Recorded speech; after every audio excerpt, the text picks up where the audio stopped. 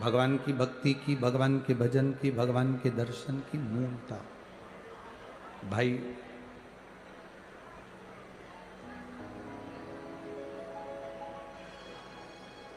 हमारे कर्म का जो हमारा रिजल्ट निकलता है, हमारे कर्म का, हमारे कार्य का जो रिजल्ट है वो हमारा भाग्य है।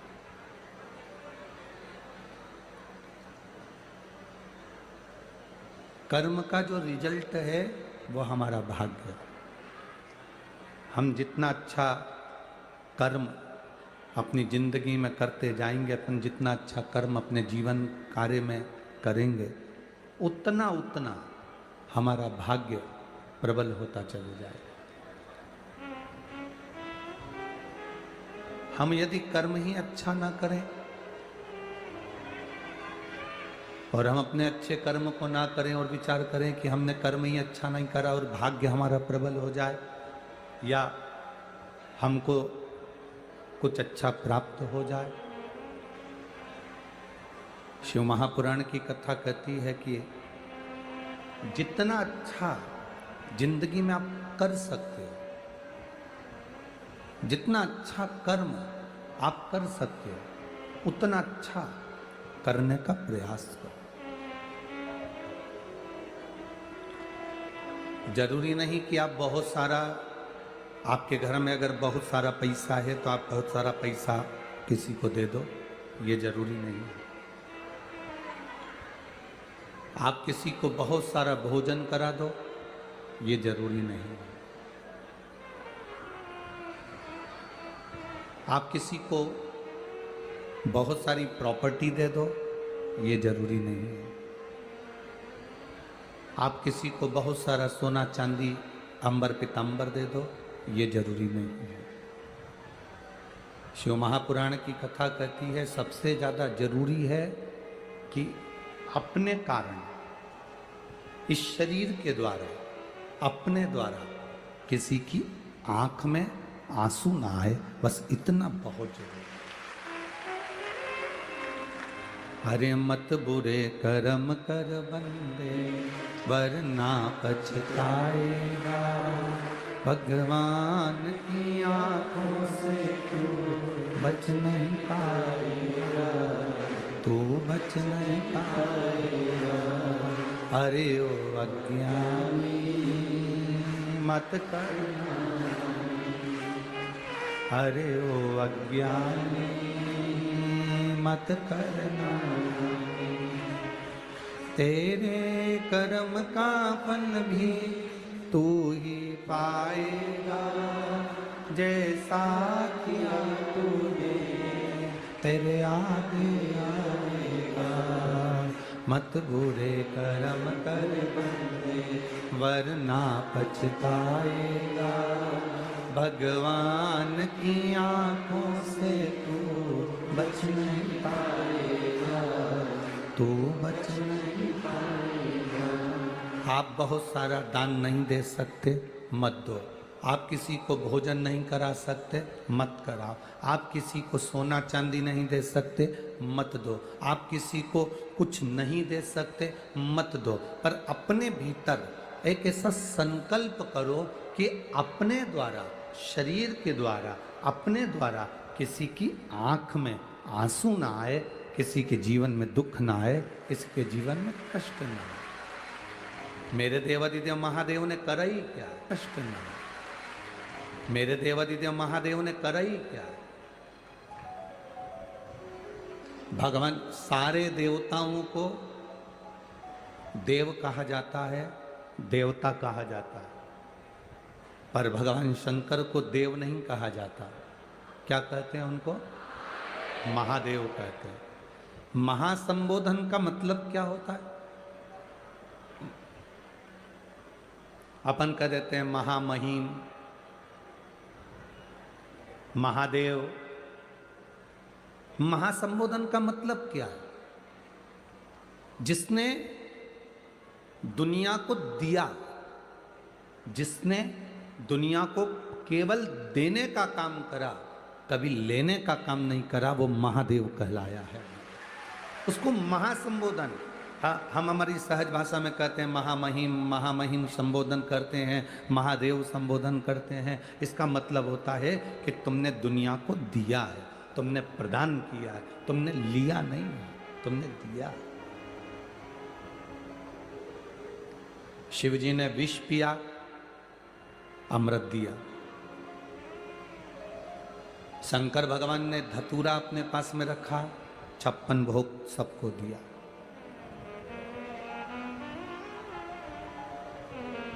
जहरीले से जहरीला फूल, चाहे वो आंकड़े का फूल हो, कनेर का फूल हो, कनेर के फूल को गाय खाती है क्या? जम के बोलो जरा, नहीं खाती। कनेर की पत्ती को गाय खाती है क्या? नहीं खाती। पशु पक्षी खाते हैं? नहीं खाते। आंकड़े के फूल को गाय खाती है क्या? नहीं खाते। पशु पक्षी खाते हैं क्या? नहीं खाते। धतूरे को गाय खाती है क्या? नहीं खाती। उसको पशु पक्षी खाते हैं क्या? नहीं खाते। जिसमें विष भरा हुआ, जो किसी काम का नहीं, जिसको दुनिया ने नकार दिया, जिसको दुनिया ने छोड़ दिया, जिसको दुनिया ने ठोकर मार दी, मेरे महादेव ने उसको अपना लिया है, अपने पास लिया। जिसको दुनिया ठोकर मार देती है, जिसको दुनिया नकार देती है, उसको महादेव अपना बनाने का प्रयास करते हैं। मेरे शिव, आप लोगों में कई बच्चे ऐसे हैं, इस कोटा नगर के कई बच्चे पढ़ने के लिए आते हैं, कई बेटियां पढ़ने के लिए आती हैं, कोचिंग करने आते हैं। और आप लोग भी, कई लोग अपने आप में ऐसा सोचते हैं, भगवान ने मुझे ऐसा क्यों बना दिया, मेरी जिंदगी तो बेकार है, मेरा जीवन तो बेकार है, संघर्ष का जीवन निकल रहा है। कितना रोते हैं लोग, हमारा जीवन बेकार है, हमारी संघर्ष की जिंदगी चल रही है, कर्जे में लदालूम हो गए, दुख अपार पड़ गया।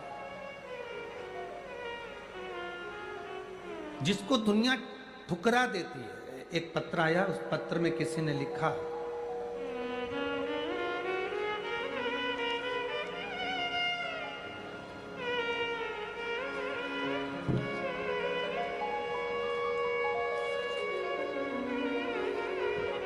एक पत्र में किसी ने लिखा कि गुरुजी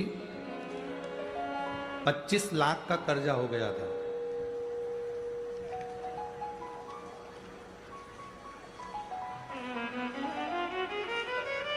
उस पत्र के अंदर जिसने लिखा होगा वो खड़े हो सकते हैं, अब हम ढूंढेंगे, टाइम लगता है।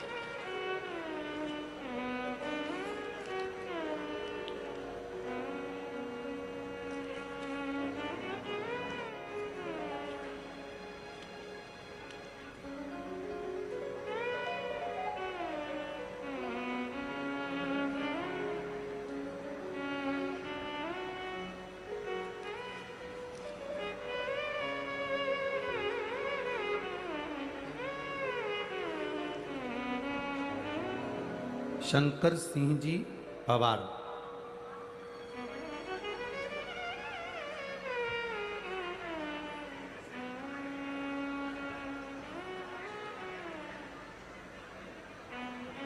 सीता कंवर पवार, जिन्होंने लिखा,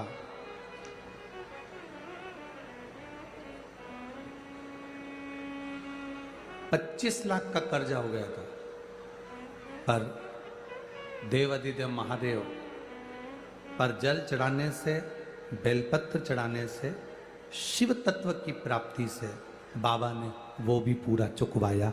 ये शिव तत्व की प्राप्ति। एक बात आप लोगों से कहेंगे, कनेर के फूल को किसी ने नहीं अपनाया, ना पशु अपनाए, ना पक्षी अपनाए, ना कोई जानवर, ना कोई देवता।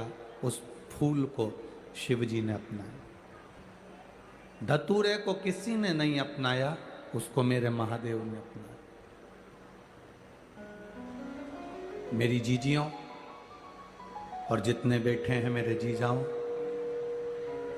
और जितने बेटा बेटी इस कथा के अंदर बैठे हुए हैं, उनसे एक बात कहना चाहेंगे, आप कभी अपने भीतर ये बात लेकर मत आना कि आपको भगवान ने व्यर्थ पैदा कर।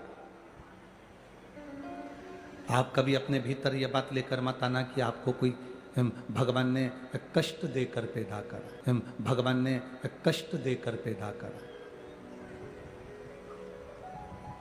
अपने भीतर कभी ये मत लेकर आओ कि मेरी जिंदगी बेकार है, या मैं नरक का जीवन जी रही हूं, या दुख का जीवन जी रही हूं, या तकलीफ का जीवन जी रही हूं, या कष्ट का जीवन जी रही हूं। ना ना ना ना, जिसको दुनिया ठोकर मारती है, जिसको दुनिया गाली देती है, जिसको दुनिया नकारा समझती है, जिसको दुनिया एकदम हल्का समझती है, एक दिन वही जिंदगी में नाम कर कर जाता है और नाम कमा कर जाता है। बेटे बेटियां ये कभी ना सोचें कि हम कोचिंग करने के लिए कोटा में आए हैं, हम पढ़ाई करने के लिए कोटा में आए हैं, इंटरव्यू में हमारा नहीं हुआ, या हमने परीक्षा दी या टेस्ट दिया और नहीं हुआ, हमारी ज़िंदगी तो बेकार हो गई, हम तो नकारा हो गए, हमें अब क्या मतलब की ज़िंदगी रह गई, इससे तो हम मर जाएं तो अच्छा। ये लोग सोच लेते हैं, ये लोगों के अंदर विचार आ जाता है।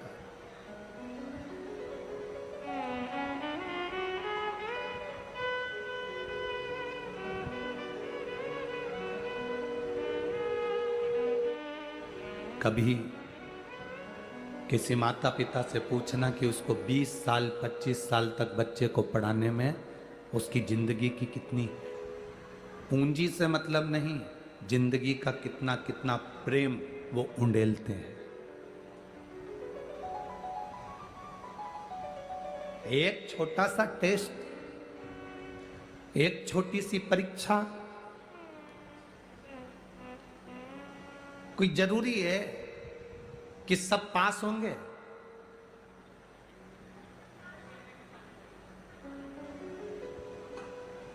फेल होना भी हमें संघर्ष में आगे बढ़ना सिखाता है। कोई जरूरी है कि सब पास होंगे?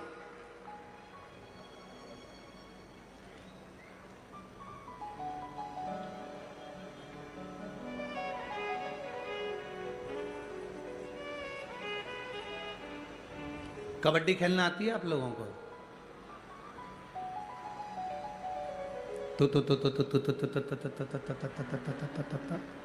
दूसरे की पाली में घुसते हैं, कभी कभी दूसरे की पाली में घुसकर इधर वालों ने कहा था ध्यान रखना, टच करके आ जाना, पकड़ाई में मत आ जाना। पर कभी कभी कितना भी समझदार व्यक्ति हो, कितनी भी अच्छी पढ़ाई करी हो, कितनी भी विद्वत्ता रखते हो, उसके बाद भी अगर तुम आउट हो जाओ या पकड़ाई में आ जाओ तो चिंता मत करना। आउट होने के बाद थोड़ी देर रेस्ट करना, बैठना, इंतजार करना और विचार करना कि मैं फेल कैसे हो गया, मैं टेस्ट में हार कैसे गया। दूसरी बार तैयारी करना, फिर जाना और तू तू तू तू तू तू करते हुए सबको छू कर वापिस आ।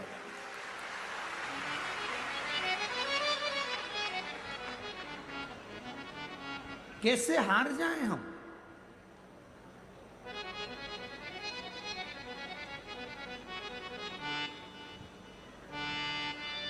क्या ये? अरे गुरुजी हम तो किसी काम के ही नहीं रहे। मेरी बेटियां कहती हैं, कई बहुएं कहती हैं हमारी जिंदगी नरक हो गई गुरुदेव, बहुत दुखी हैं। हमने पूछा क्या दुख है तुम्हारी जिंदगी में? पति बहुत मदिरा पीता है, शराब के नशे में रहता है, गालियां देता है, बच्चे सुनते नहीं है, चिड़चिड़े हो गए, सास दिन भर हमको गाली देती है, खाने के लिए घर में कुछ नहीं है, तकलीफें इतनी है गुरुजी, इतनी तकलीफ है कि पूछो ही मत।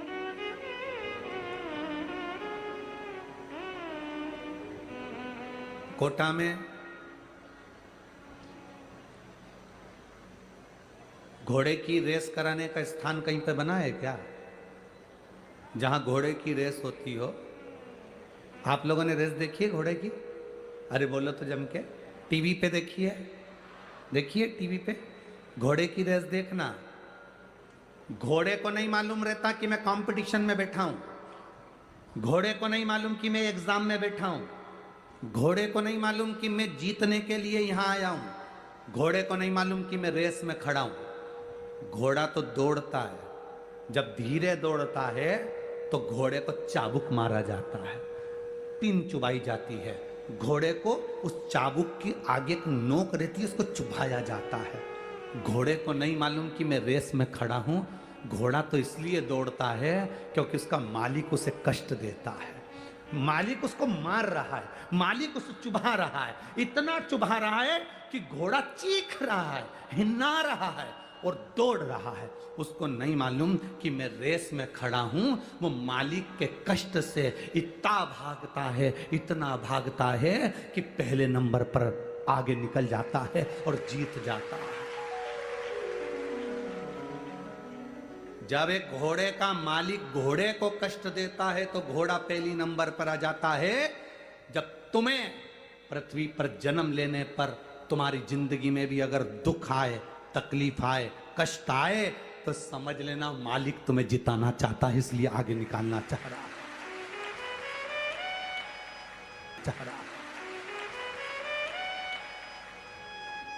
जिंदगी में अगर कष्ट आ रहा है, जिंदगी में तकलीफें आ रही हैं, जिंदगी में थोड़ी सी प्रॉब्लम आ रही है और एक प्रॉब्लम खत्म नहीं होती दूसरी आ जाती है, एक कष्ट खत्म नहीं होता दूसरा आ जाता है, एक तकलीफ खत्म नहीं होती दूसरी आ जाती है। तो ये विचार करना, जैसे घोड़े को पिंच करा जा रहा है, तकलीफ दी जा रही है और घोड़ा जीत जाता है, उसको नहीं मालूम कि मैं रेस में खड़ा हूं। उसी तरह भगवान हमको तकलीफ पर तकलीफ, तकलीफ पर तकलीफ, कष्ट पर कष्ट देता है। क्यों? क्योंकि भगवान चाहता है कि मैं तुझे रेस के घोड़े की तरह तुझे आगे निकाल कर ले जाऊं। ये कष्ट नहीं होता तो तू सहन कहां कर पाता। राम बन ना जाते तो राम कभी राम बन ना पाते। राम अगर बन नहीं गए होते तो राम कभी राम नहीं बन पाते। राम का बन जाना राम जी का बनने में मूल है।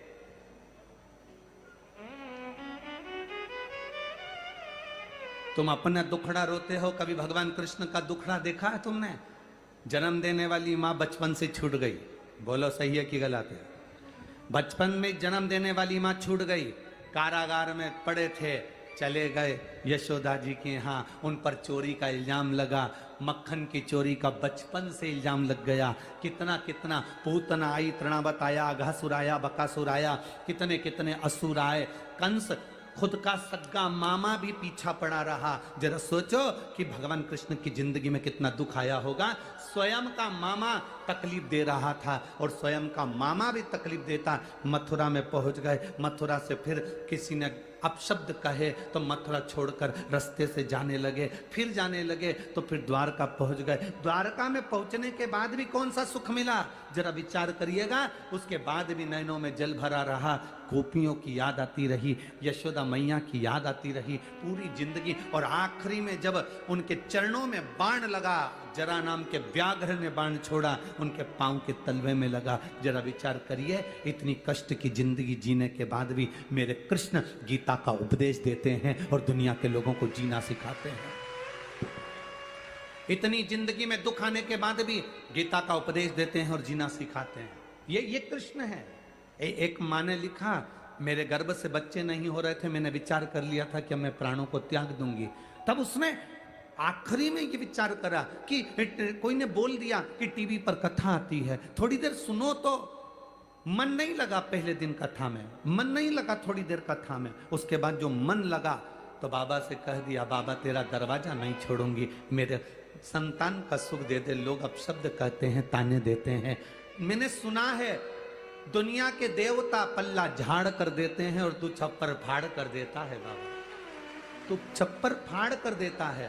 बाबा अब मैं डॉक्टरों को दिखाने नहीं जाऊंगी, अब मैं डॉक्टरों के पास नहीं जाऊंगी, अब मैंने टेस्ट बेबी भी 2-3 बार करवा लिया, अब नहीं करवाऊंगी।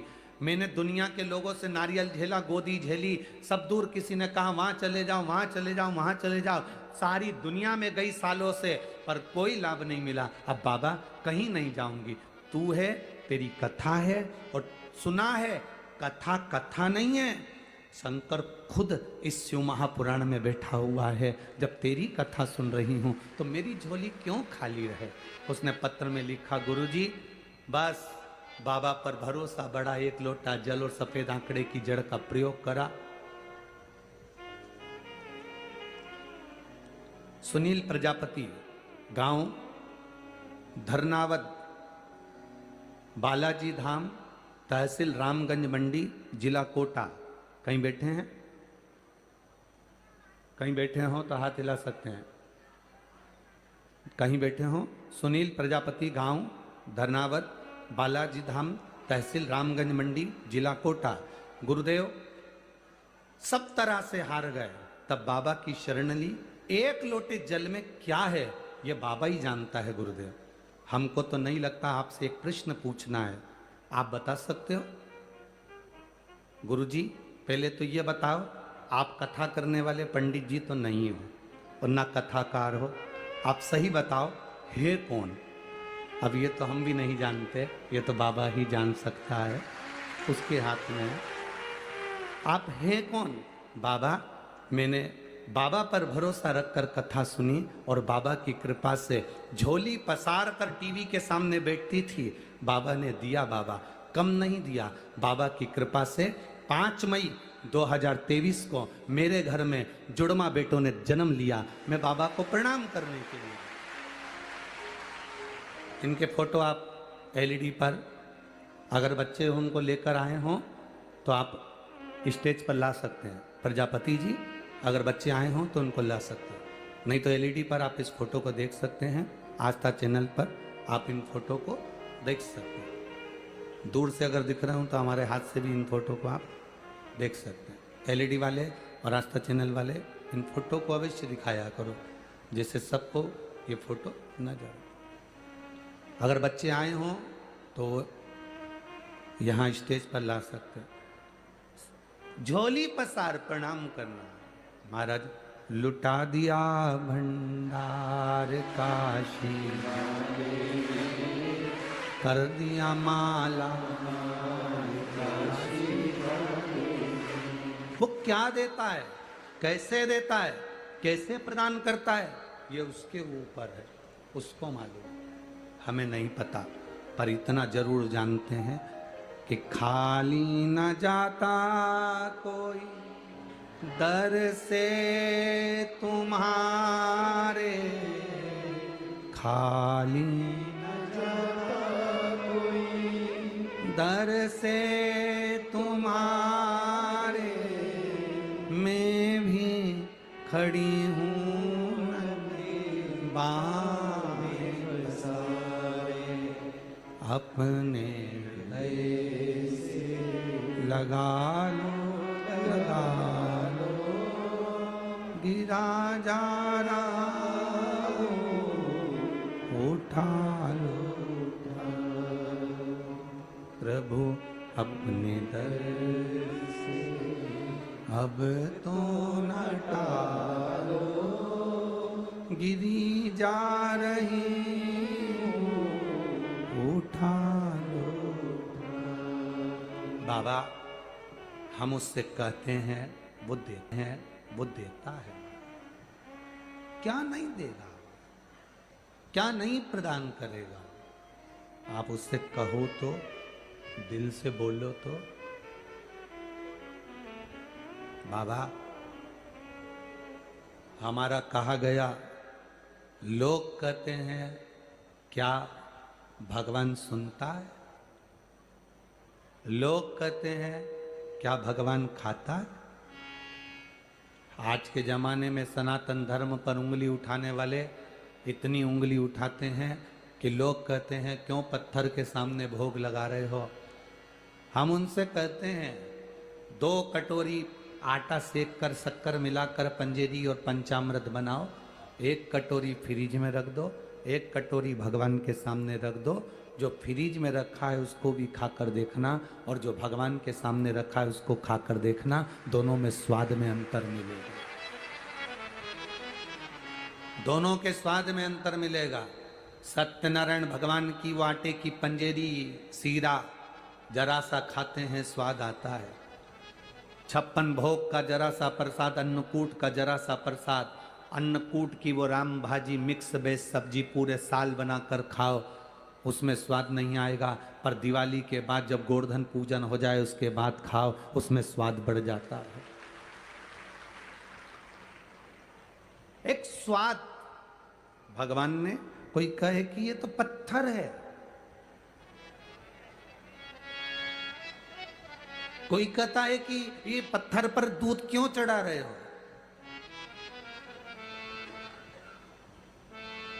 कोई कहते हैं कि पत्थर पर पानी क्यों चढ़ा रहे हो, दूध क्यों चढ़ा रहे हो।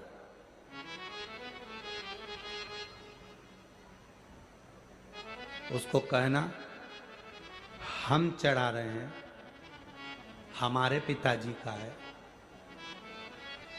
हमारा सनातन धर्म है, हम कितना दूध किसको चढ़ाएं, तुम्हें उससे मतलब क्या है। तुम्हारे घर के बच्चों को कितना दूध पिला रहे हो, तुम उसका अंदाजा रखो, हमसे मत पूछो कि हम किसको चढ़ा रहे हैं, क्यों चढ़ा रहे हैं, किस लिए चढ़ा रहे हैं।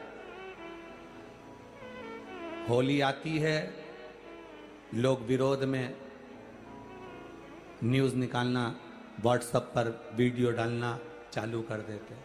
दिवाली आती है, लोग वीडियो डालना चालू कर देते हैं। गणेश जी आते हैं, लोग वीडियो डालना चालू कर देते हैं सनातन धर्म के विरोध में। इनका काम है, इनको करने दो, अपना काम है भगवान के मंदिर तक जाना, शिव जी को एक लोटा जल चढ़ाना। जो तुमसे कहे कि मंदिर जाने से क्या होता है, उसको कहना है 1 महीना तू भी जाके बता। मंदिर में शंकर को जल चढ़ाने से क्या होता है, उससे कहना 1 महीना तू चढ़ा कर बता। 1 महीना तू जल चढ़ा कर बता। और नहीं तो मैं तो हम इस मंच से कहें कि ये सारे पत्र ले जाओ, जितने रखे हुए जितने हैं सब ले जाओ। और मेरी जीजियों, जिसके मन में संशय हो, इसमें मोबाइल नंबर, ऐसा कोई पत्र नहीं होता जिसमें मोबाइल नंबर और एड्रेस नहीं होता। ऐसा कोई पत्र नहीं जिसमें मोबाइल नंबर नहीं, एड्रेस नहीं, उसका पता नहीं। उनके पास जाकर अपना माइक ले जाकर जरूर पूछना, क्या शंकर भगवान ने तुझे दिया? कभी तू सीहोर वाले महाराज से मिला? कभी तू सीहोर वाले महाराज से कभी मिलना हुआ?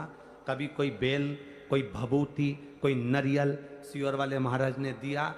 कोई से भी मिलोगे वो एक ही बात कहेगा, हमने तो केवल टीवी पर कथा सुनी थी और वहीं पर बैठकर बाबा से प्रार्थना करी थी, 1 लोटा जल चढ़ाया है और उसका फल पाया।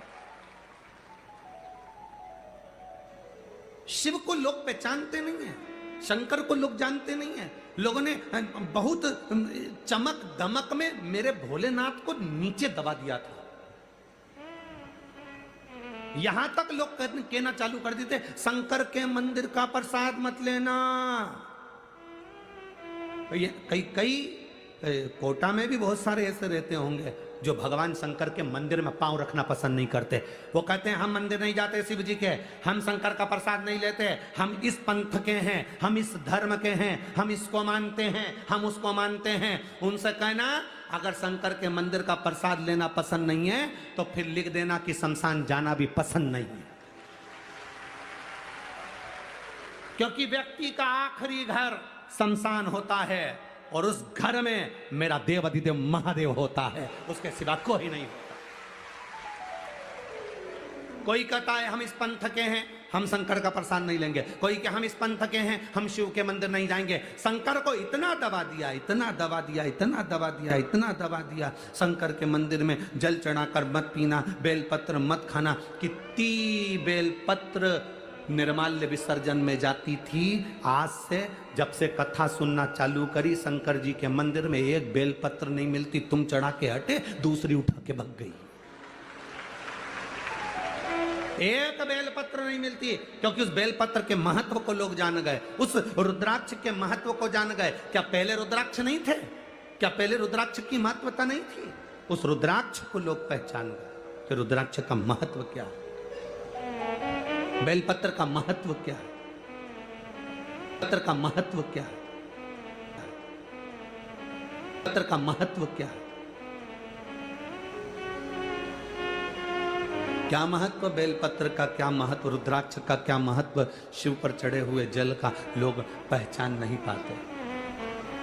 हमसे लोग कहते हैं कि आप सीहोर में जो रुद्राक्ष, मीडिया वाले पूछते हैं सब दूर रुद्राक्ष मिलता है, सीहोर के रुद्राक्ष में ऐसा क्या है? हमने कहा कभी लेकर आना, जब तुम्हारे घर में कोई तकलीफ हो, कष्ट हो, या कोई एग्ज़ाम के लिए जाओ, या कोई तुम्हारे यहाँ किसी चीज़ के लिए जाओ, तो उस सीहोर का रुद्राक्ष, सीहोर से बाहर हम कभी किसी को देने के लिए नहीं भेजते। सीहोर का रुद्राक्ष केवल सीहोर से ही मिलता है और लाइन लगा कर मिलता है। आप कभी जाना, कंकर शंकर की भूमि पर खड़े होना और खड़े होकर कंकर शंकर की पूजन कर कर एक रुद्राक्ष लेकर आना, और उस रुद्राक्ष को बड़ी से बड़ी बीमारी में भी तांबे के कलश में पानी डालकर उसको गला देना रात भर। सुबेरे देवाधिदेव महादेव को, कुंडकेश्वर महादेव का नाम लेकर जल चढ़ा देना, उस पानी का आचमन करना प्रारंभ करना। अगर किसी का डायलिसिस भी चल रहा हो तो 2 बूंद पानी भी उसने प्रतिदिन बाबा को चढ़ाकर अगर पिया है तो उसका फल क्या होता है ये उसको मालूम पड़ेगा कि उसका फल क्या है। रुद्राक्ष की महत्वता क्या है? उसके शिव तत्व को लोगों ने दबाया, शंकर को नीचे की ओर दबाया कि शिव है क्या अड़भंगा। लोगों ने कहा वो तो रुद्र हैं, वो तो क्रोध करने वाले देवता हैं, वो क्रोध करते हैं, वो रुद्र हैं। ना ना ना, संसार में ऐसा कोई मनुष्य नहीं जन्मा जिसका संबंध शंकर से नहीं हो, चाहे वो ब्राह्मण हो, चाहे वो क्षत्रिय हो, चाहे वो वैश्य हो, चाहे वो शूद्र हो।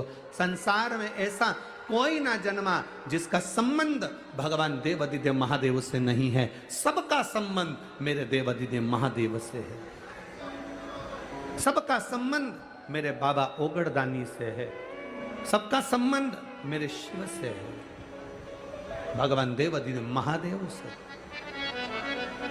महाराज, मुझे तेरा ही सहारा मेरे, हमें दूसरे का सहारा नहीं, केवल उसके सहारे पर हम जीते हैं। अच्छा, एक बात आप लोगों से पूछें, कोटा वालों जरा जवाब दोगे क्या? भटकने से सब कुछ मिल जाएगा क्या? जम के तो बोलो। भटकने से सब कुछ मिल सकता है? नहीं। कितना ही भटक, यहां चले गए, वहां चले गए, यहां भटक लिए, वहां भटक लिए। भटकने से कुछ नहीं मिलता। मिलेगा तुम्हारी मेहनत से, तुम्हारे कर्म से, तुम्हारे विल पावर से, तुम्हारे मेहनत, तुम्हारा कर्म और तुम्हारा शंकर भगवान को चढ़ाया गया एक लोटा जल और सुनी हुई शिव महापुराण की कथा देगी। भजन का बल बढ़ाओ, अपनी मेहनत को बढ़ाओ। अरे गुरुजी, हमने वो क्या बोलते हैं उसकी, किराना की दुकान डाली थी, चली नहीं। तो फिर हमने किसी से पूछा तो उन्होंने कहा तेरे भाग्य में किराना की दुकान कभी नहीं चलेगी, इसलिए तू दुकान बदल। फिर हमने केमिस्ट की दुकान डाली, चली। अरे गुरुजी 6 महीना इंतजार करा, केमिस्ट की भी नहीं चली। बिल्कुल बाजार में हमारी दुकान है पर चल नहीं रही। फिर क्या करा, हमारे एक रिश्तेदार हैं, उन्होंने किसी से पूछा था तो उन्होंने कहा कि इसके भाग्य में केमिस्ट की दुकान नहीं चलेगी। फिर किसी ने कहा कपड़े की डालो, तो हमने कपड़े की डाली, गुरुजी चल गई। अरे गुरुजी कहाँ चल गई, बाद में बंद करना पड़ी। फिर किसी ने कहा सैनिटरी की दुकान डालो, सैनिटरी आइटम की, तो हमने वो डाली, नहीं चली। अब गुरुजी आप बताओ हम क्या डालें? हमने कहा तुम 1 लोटा जल डालो। अब आप बताओ हम क्या डालें? अब कौन समझाए ऐसे व्यक्ति को कि तूने कपड़े की बदल ली, किराने की बदल ली, केमिस्ट की बदल ली, तूने सैनिटरी की बदल ली। हमारा शिव महापुराण की कथा कहती है, एक बार भगवान शंकर ने गणेश जी और कार्तिकेय दोनों से कहा जाओ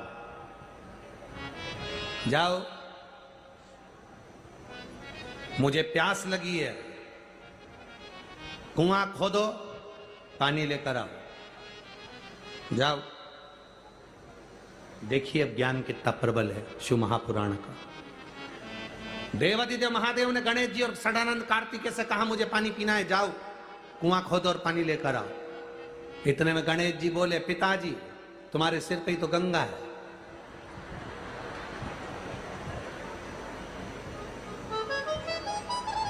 तो होता है एक लड़का मोटरसाइकिल को चालू करके और बुलेट भुड़ करने वाली, फटाका फोड़ने वाली उस बुलेट को लेके जा रहा था। पिताजी बैठे थे कुर्सी लगा के। पिताजी ने आवाज लगाई, इधर आ। उसने बाइक खड़ी करी। हाँ पापा, जा अंदर से एक लोटा पानी ला दे। लड़के को गुस्सा आ गया। लड़का अंदर गया, अपनी माँ से बोला मम्मी पापा को एक गिलास पानी दे देना। पापा में तो अक्ल ही नहीं है, मैंने गाड़ी चालू कर ली, मैं जा रहा था और मुझे बुला कर कह रहे हैं कि एक लोटा पानी ला दे। मम्मी पापा को एक गिलास पानी दे देना। अब माँ पानी लेकर आई, छोरा बुलेट लेकर भुड़ भुड़ करता हुआ चले गया। इतने में पिताजी ने अपनी पत्नी से पूछा तुम्हारा राजकुमार लाडला कहाँ जा रहा है? इतने में माँ ने पल्लू रखकर सिर पे बोला रेलवे स्टेशन पे प्याऊ लगाइए, पानी पिलाने जा। अब जरा विचार तो करो रे, बाप एक गिलास पानी मांग रहा है तो औलाद नहीं दे रही है, और रेलवे स्टेशन पे आंटी बॉटल आंटी बॉटल।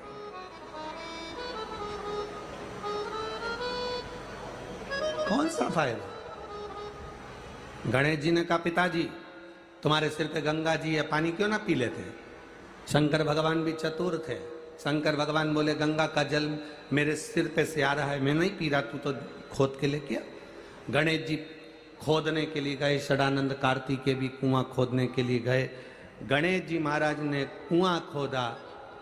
इतने में गणेश जी कुआं खोदते खोदते उन्होंने देखा पानी तो आ ही नहीं रहा, तो चूहे ने कहा प्रभु यहां पानी नहीं निकलेगा, दूसरी जगह खोदो। गणेश जी ने दूसरी जगह खोदा। चूहा बोला प्रभु यहां भी पानी नहीं निकलेगा, दूसरी जगह खोदो। फिर तीसरी जगह खोदा।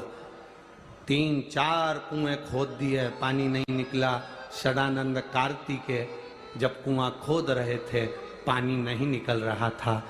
मोर कार्तिकेय जी के पास में था। षडानंद कार्तिकेय जी से कहा आप हिम्मत मत हारना षडानंद, इस कुएं को और गहरा करो, और गहरा करो, और गहरा करो।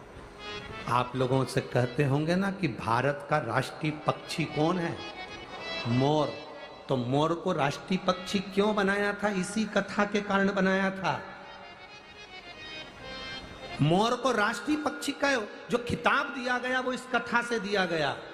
मोर ने अपने स्वामी कार्तिकेय से कहा प्रभु हिम्मत मत हारना, और खोदो, और खोदो, और खोदो, और खोदो। एक कुएं को मोर ने हिम्मत दे देकर खुदवा दिया और पानी लेकर षडानंद कार्तिकेय पिताजी के पास पहुंचे। गणेश जी 10, 12, 15 कुएं खोद दिए, पानी नहीं निकला। इतने में शंकर भगवान आए गणेश जी के पास, गणेश तू पानी नहीं लाया?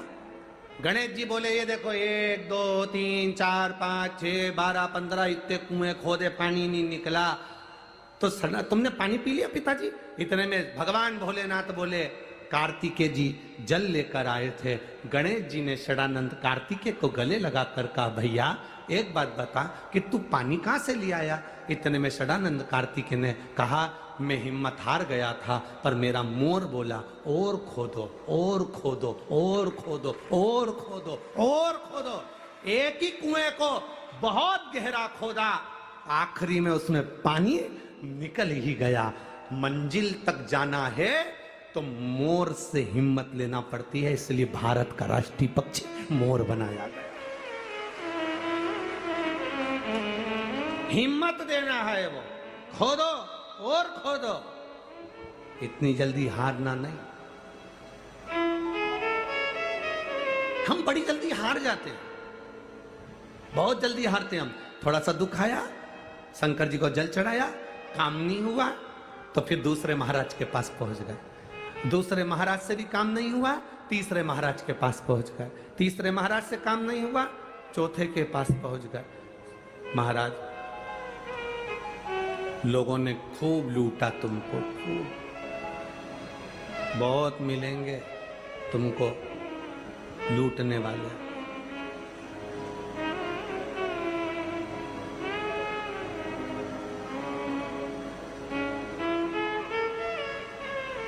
बहुत मिले।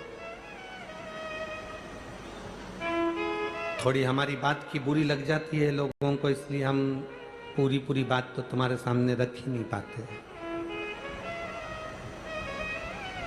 बोल दें क्या? तुम संभाल लोगे? पक्का? चूना और चंदन लगाने वाले बहुत मिलेंगे, थोड़ा बच कर रहना, थोड़ा बच कर रहना। और जब तुम बच गए तो जिंदगी की सार्थकता तुम्हारे सामने होगी।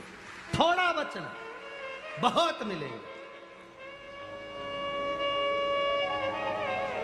बहुत। पर तुम्हारी सामर्थ्यता होना चाहिए, तुम्हें समझना पड़ेगा। हमें यह देखना है कि हमारा सनातन धर्म कोई नीचे तो नहीं दबा रहा है, हमें यह देखना है हमारा सनातन धर्म कहीं नीचे तो नहीं ले जा रहा है। मालूम पड़े हमारे सनातन धर्म को धक्का पहुंचे, महाराज बहुत सावधानी वाली बातें हैं। और देखो, इसको तुम्हें समझना पड़ेगा, तुम्हें, किसी दूसरे को नहीं समझना। ये हमारी व्यासपीठ कोई राजनीति की कुर्सी तो है नहीं कि हम आपको सब कुछ बोलें, पर अपने अंदर एक बात हमेशा पक्की रखना कि जो राम का है वो हमारा है, जो भगवान का है वो हमारा। भगवत भजन करिए, स्मरण करिए, भक्ति में डूबिए, शिव तत्व को डूबिए, भगवान शंकर की अविरल भक्ति को पाने का प्रयास करिए, भक्ति को पाना।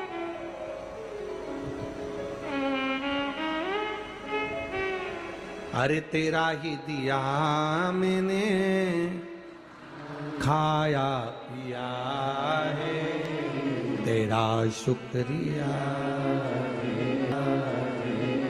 तेरा शुक्रिया। दुनिया वाले मिलेंगे, तुम्हारे रिश्तेदार, तुम्हारे नातेदार, तुम्हारे कुटुंबी, तुम्हारे परिवार वाले, सबको ही मिलेंगे। सब तुमको केवल मिलेंगे ऐसे कि तुमसे कुछ ना कुछ पाना चाहेंगे, पाना चाहिए। शिव महापुराण की कथा तो यहां तक कहती है, अगर शंकर भगवान को चढ़ाने के लिए तुम्हारे पास एक लोटा जल नहीं है, मत चढ़ाओ। तुम्हारे पास बेलपत्री नहीं है, मत चढ़ाओ। तुम्हारे पास में धतूरा नहीं है, मत चढ़ाओ। शिव महापुराण की कथा तो ये कहती है, ये भी नहीं है तो भगवान ने जो 2 हाथ दिए हैं, इससे 3 बार ताली बजा लो तो भी शिव प्रसन्न हो जाता है। अगर हाथ से ताली भी नहीं बजा सकते तो मुख से बम बम भोले बोल दो तो भगवान प्रसन्न हो जाता।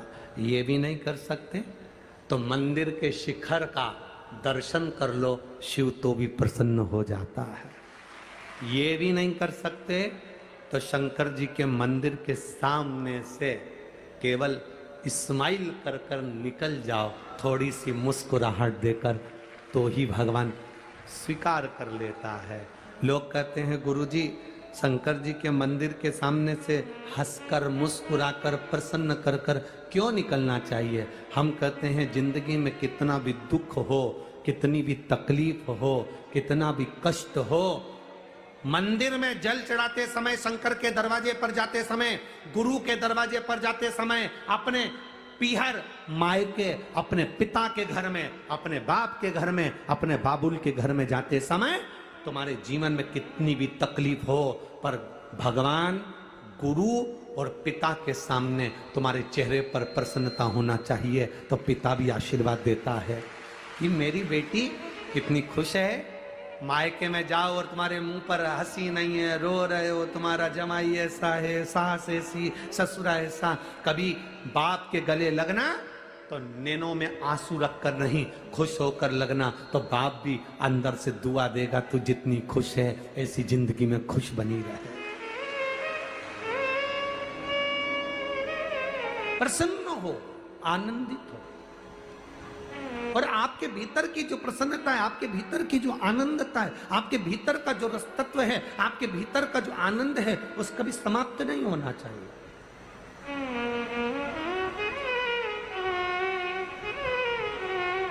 आपके भीतर का सुख समाप्त होने वाला नहीं। महाराज, भीतर की एक आनंदता हमारे भीतर जो है वो कभी समाप्त नहीं। शिव कथा कहती है, भटकने से कभी परमात्मा नहीं मिला, भटकने से कभी कोई काम नहीं हुआ। काम हुआ है तुम्हारी मेहनत से, काम हुआ है तुम्हारे कर्म से। अब मेहनत तो लगी ना तुम्हारी, अपने अपने घर से आई, यहाँ तो सुबह 8 बजे कथा होना थी। आदरणीय लोकसभा अध्यक्ष माननीय श्री ओम बिरला जी कह रहे थे कि कई माताएं तो रात को 2 बजे से आ रही थी, कोई माताएं 3 बजे से आ रही थी, कोई माताएं 4 बजे से आ रही थी। हमें तो लगता है तुम्हें पूरी रात नींद जाना। बता रहे हैं कोटा में या आसपास के क्षेत्र में सुबह 5 बजे से ट्रैफिक जाम है। ये पूरे क्षेत्र का सुबह 5 बजे से, और पूरा ग्राउंड और ग्राउंड के बाहर साइड में रोडों पर पेड़ों के नीचे जहाँ जहाँ ये माइक चोंगे की आवाज़ जा रही है, वहाँ कई लोग तो अंदर पहुँच ही नहीं पाए, इतना तो गाड़ियों में ऑटो में भी बैठ के कथा सुन रहे हैं। अभी 2 दिन से माननीय बिरला जी से कहूँगा, 2 दिन से आसपास के जितने गांव हैं उन गांव वालों ने 15-15, 20-20 फीट का टेंट लगवा दिया अपने अपने गांव में, और एक बड़ी टीवी लाकर लगाकर गांव के लोगों को गांव में कथा सुनवा रहे। आसपास के गांवों में लोग टेंट लगाकर, टीवी लगाकर कथा सुन रहे हैं। यहां से आगे जाते हैं बाजार में तो अंदर आने का बहुत भीड़ है, तो बाहर किसी टीवी वाले की दुकान पर उसने 2 टीवियां बाहर टांग दी, सारी जनता उन्हीं के ओटले पे बैठ के कथा सुन रही। शिव तत्व है, अवघड़ी है संगु।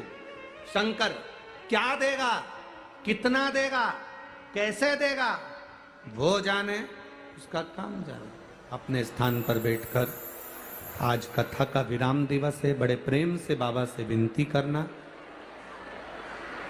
कहते हैं जाते हुए मेहमान बच्चों के हाथ में जैसे 500 रुपये दे जाते हैं, 100 रुपये दे जाते हैं, उसी तरह बाबा देवाधिदेव महादेव की ये पावन कथा आपके भी जीवन में एक आनंद दे और शिव भक्ति के प्रति विश्वास दे, भगवान शंकर की भक्ति के प्रति भरोसा, दृढ़ता, विश्वास उत्पन्न कराए। जहाँ जगह मिले वहाँ बैठकर भगवान शिव से प्रार्थना करिएगा। जितने कार्यकर्ता खड़े हैं वो भी बैठकर भगवान देवाधिदेव महादेव से प्रार्थना करें। आप और हम मिलकर बाबा को विनती करें। श्री शिवा नमस्तु, श्री शिवा नमस्तु, श्री शिवा नमस्तु, श्री शिवा नमस्तु। भोला सब दुख का ओ भोला सब दुख काटो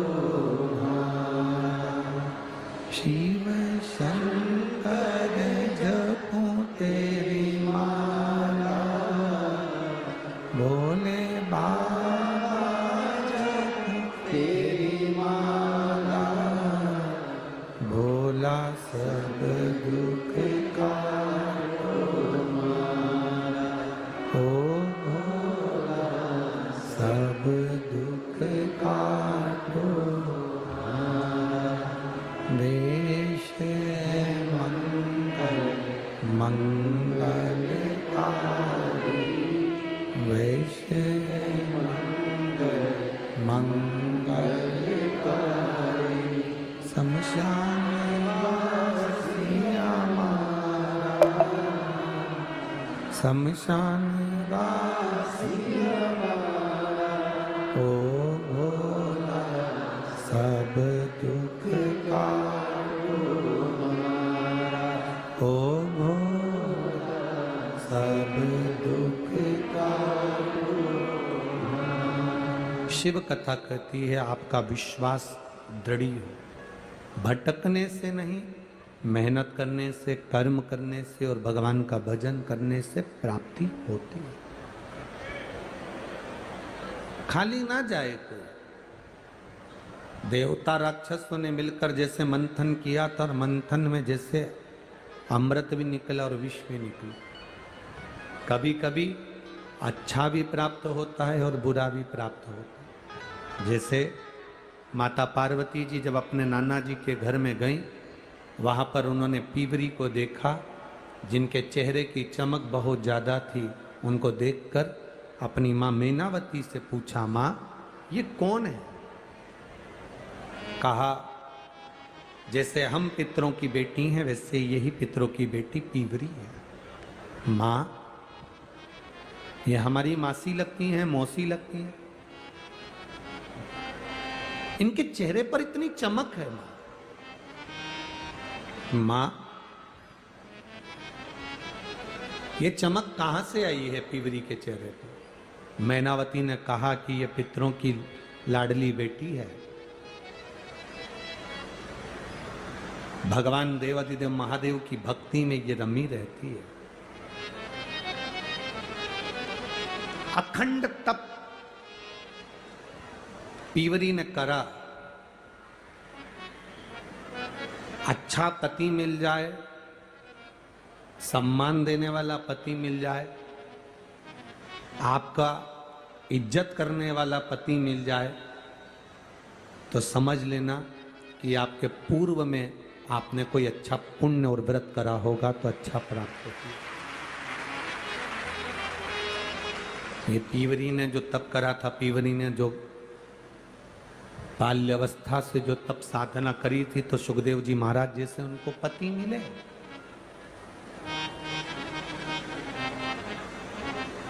ये प्रसन्नता होना चाहिए। अच्छी जगह का संग मिल जाए, अच्छा सानिध्य मिल जाए, अच्छे लोग मिल जाए, तो समझ लो कि आपके पूर्व जन्म का कोई पुण्य होगा। यहाँ जितने लोग अपने अपने पूर्वजों के लिए कथा सुनने आए हैं, अपने अपने पितरों का फोटो लेकर आए हैं, किसी का फोटो लेकर आए हैं, क्या घर में और लोग नहीं थे जो फोटो ला सकते थे? क्या और लोग नहीं थे जो कथा में आ सकते थे? पर आप फोटो लेकर आए या आपने बैठकर कथा सुनी, तो ये समझना कि आपके पूर्व का कोई पुण्य होगा और इन पूर्वजों ने आपको आशीर्वाद दिया होगा, इसलिए आप इनको लेकर यहां पहुंचे। पूर्व का पुण्य, ये आज का पुण्य नहीं होता है महाराज, ये पूर्व का पुण्य जो हमें मिला। बच्चा गुल्लक भरता है, पैसे इकट्ठे करता है, फोड़ता है, गिफ्ट लाता है।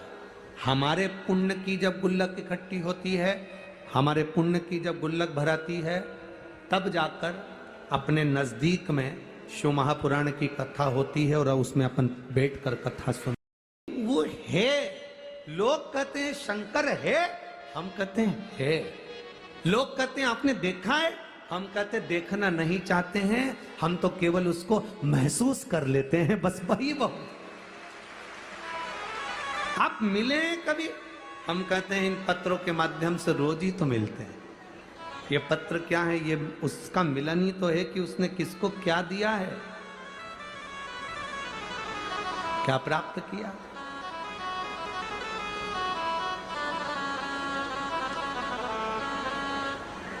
जहां सब हाथ पीछा कर लेते हैं तब महादेव देता है। पार्वती जी ने कहा पीवरी का तप बल इतना प्रबल कि उसके चेहरे की चमक बता रही है कि पीवरी साधारण नहीं है। हाँ, एक स्त्री का तपबल, एक स्त्री का भजन, एक स्त्री का पूजन, एक पुरुष का तपबल, एक पुरुष की पूजन, आराधना, अर्चना क्या देती है? फल तो देगी, खाली तो ना छोड़े। सारी समस्या का हल बोल बम का नारा है। पीवरी को देखकर मां पार्वती जी ने पीवरी को हाथ जोड़कर निवेदन करा, आप मेरी मौसी हो, मेरी मां मीनावती जिसके गर्भ से मैं जन्मी हूं, आप पीवरी हो। मेरी मां मीनावती, मेरी मां मीनावती, मैं उनकी पुत्री पार्वती, आप मेरी मौसी लगती हो, मासी हो। मैंने सुना है आपका तपबल बड़ा प्रबल है, बड़ा प्रबल। जिसकी साधना प्रबल होती है, जिसका तप प्रबल होता है, जिसकी भक्ति प्रबल होती है, जिसका विश्वास प्रबल होता है, उसके साथ महादेव की कृपा, नारायण की करुणा बनी ही रहती है। मैंने सुना है आपकी भक्ति बड़ी प्रबल है। पीवरी ने कहा ऐसी तो कोई बात नहीं है। हीरा कभी नहीं कहता कि मेरी कीमत कितनी है, सोना कभी नहीं कहता कि मेरी कीमत कितनी है। ये तो जो परखैया कोई मिल जाए, परखदार कोई मिल जाए और वो छाट ले उसमें से कि ये हीरे की कीमत कितनी है और सोने की कीमत कितनी है, कोई परखैया।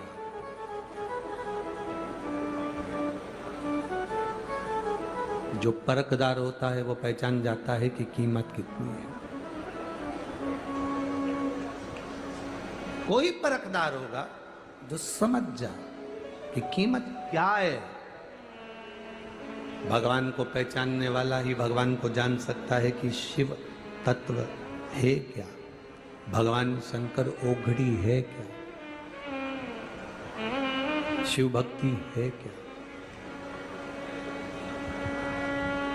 तब पीवरी को देखा पार्वती जी ने, और पार्वती जी ने पीवरी को देखकर कहा,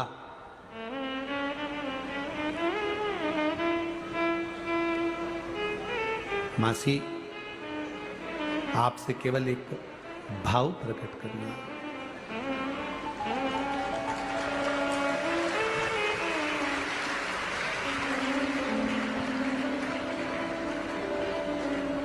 कोई जाए जो काशी मेरा बेगा ले जाना, मैं खुद तो आ नहीं सकता, मेरा ले जाना। इतना पैरेलल से शरीर है बाबू, आपको खाना पीना नहीं छोड़ना चाहिए।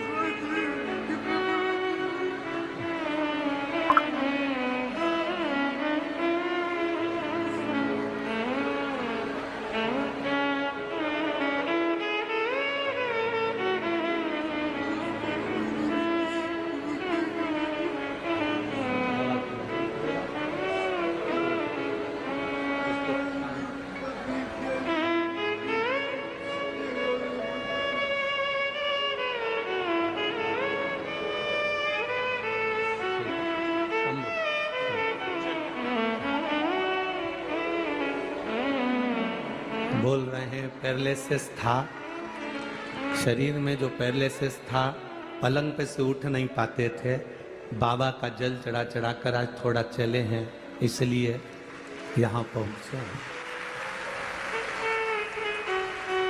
5 दिन से केवल मिलने के लिए बिहार से आए थे, दर्शन नहीं हो पा रहा था, शरीर में पैरालिसिस से इसलिए कहीं जा नहीं सकते, तो निराहार बिना पानी बिना भोजन के आ रहे। बाबा स्वस्थ रखे। कोई जाए जो काशी में मेरा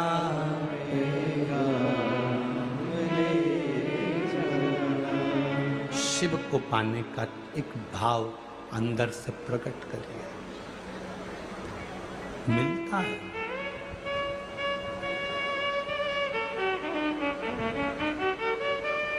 केवल ये तो पैरालिसिस का शरीर है। एक लड़की यहाँ बैठी है जिसकी उम्र 22 साल है, उसको तो डायलिसिस एक हफ्ते में 3 बार होता था, पर शिव जी को जल चढ़ाती चढ़ाती डायलिसिस 6 महीने में 1 बार हो रहा है। ये शिव का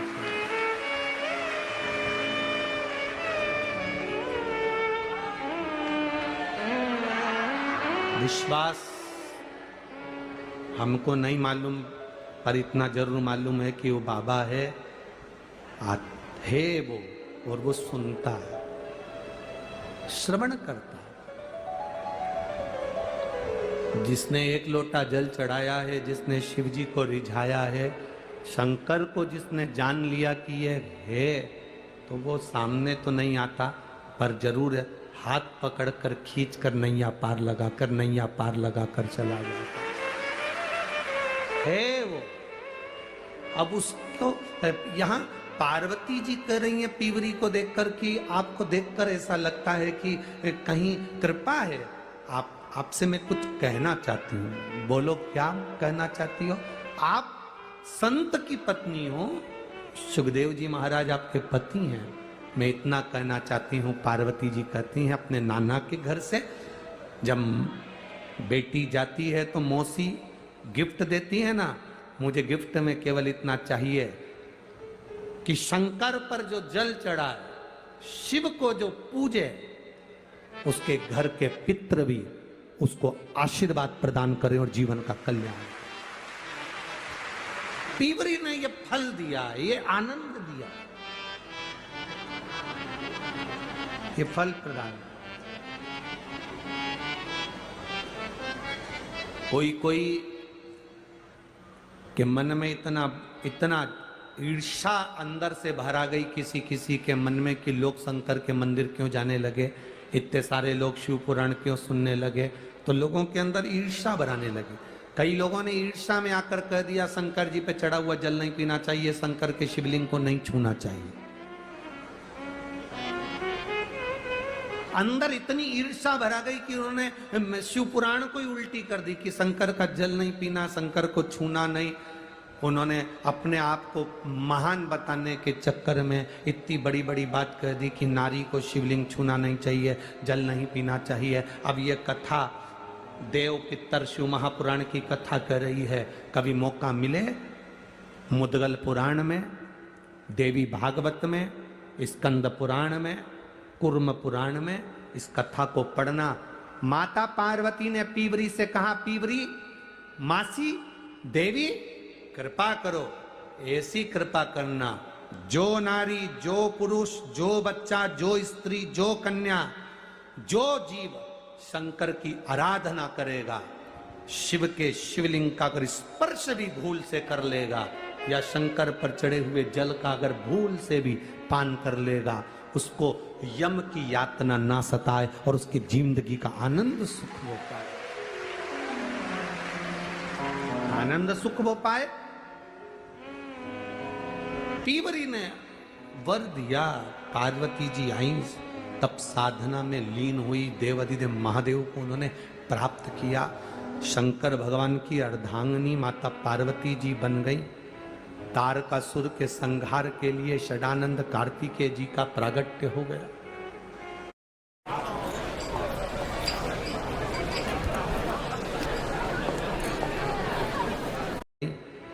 तारकासुर के संहार के लिए षडानंद कार्तिकेय जी का प्रागट्य हो गया।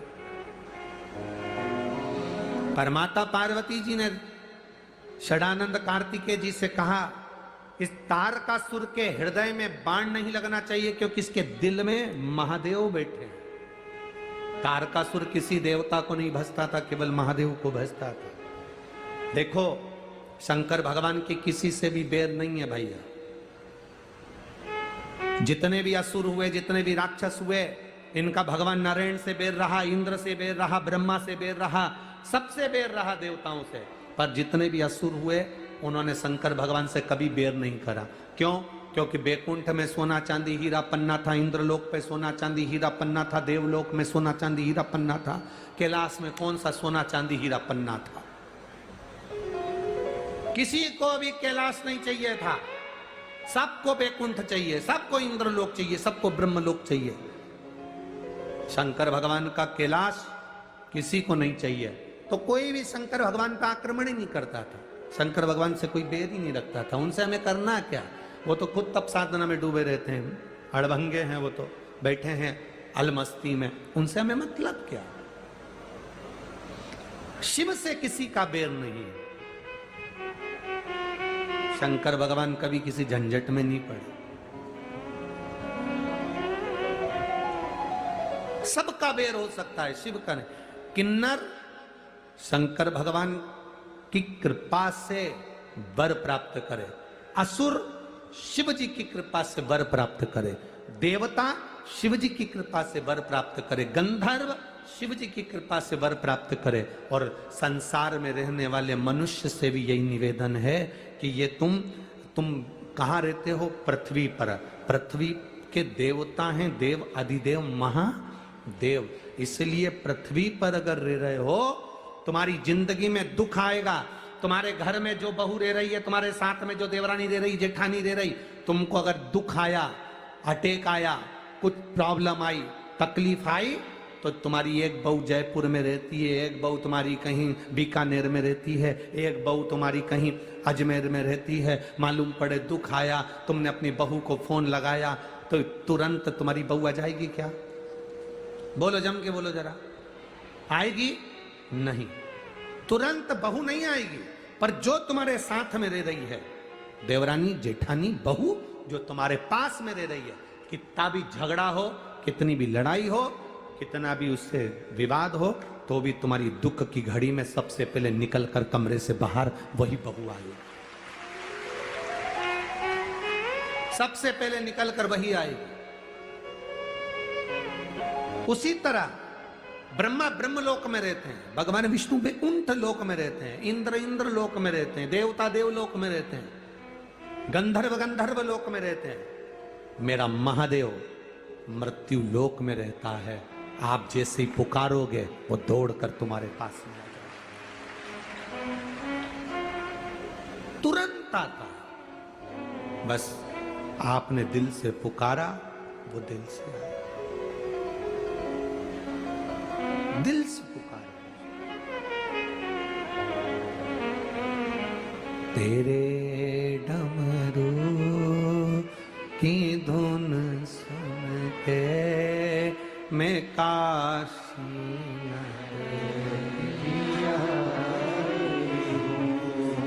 मेरे भोले ओ बम भोले, मैं काशी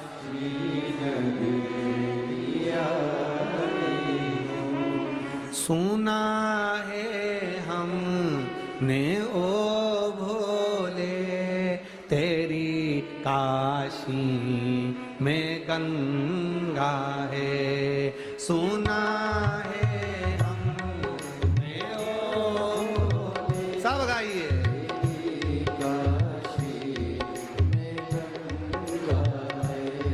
सुना है हमने ओ भोले, तेरी काशी में गंगा है। सुना है हमने ओ भोले, आओ से उसी गंगा को नहाने को मैं काशी नगरी आई हूँ। उसी गंगा को नहाने को मैं काशी नगरी आई मेरे